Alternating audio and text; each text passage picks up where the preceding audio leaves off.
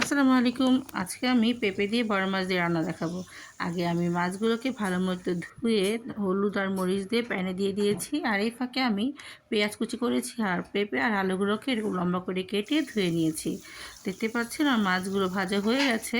তারপর আমি একটা কড়াইতে তেল দিয়ে এর মধ্যে একটা তেজপাতা আর 1 চিমটি জিরা দিয়ে একটু ভেজে তারপর আমি পেঁয়াজ কুচিগুলো দিয়ে দিয়েছি। পেঁয়াজ কুচিগুলো কিছুক্ষণ ভেজে এখানে আমি আদা রসুনের পেস্ট দিয়েছি হলুদ মরিচ আর ধনিয়া গুঁড়া। তারপর পরিমাণ মতো লবণ দিয়ে আমি একটু ভেজে কিছুটা পানি দিয়ে দিয়েছি। খুবই সামান্য একটু পানি দিয়ে আমি শুধু মশলাকে একটু কষাবো।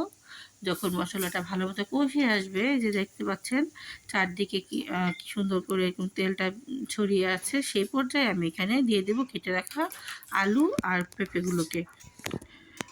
সবজিগুলো দেওয়ার পর আমি এটাকে একটু ভালো মতো মশলার সাথে মিশিয়ে নিচ্ছি।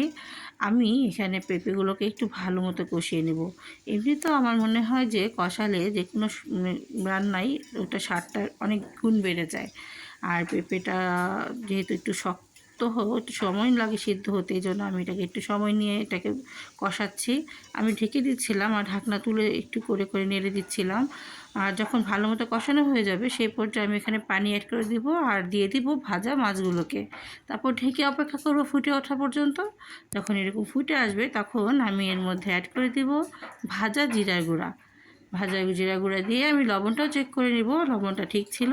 তারপর কিছুক্ষণ ঢেকে অপেক্ষা করে আমার রান্নাটা রেডি। এখন সার্ভ করে নিলাম। কেমন হবেন অবশ্যই জানাবেন।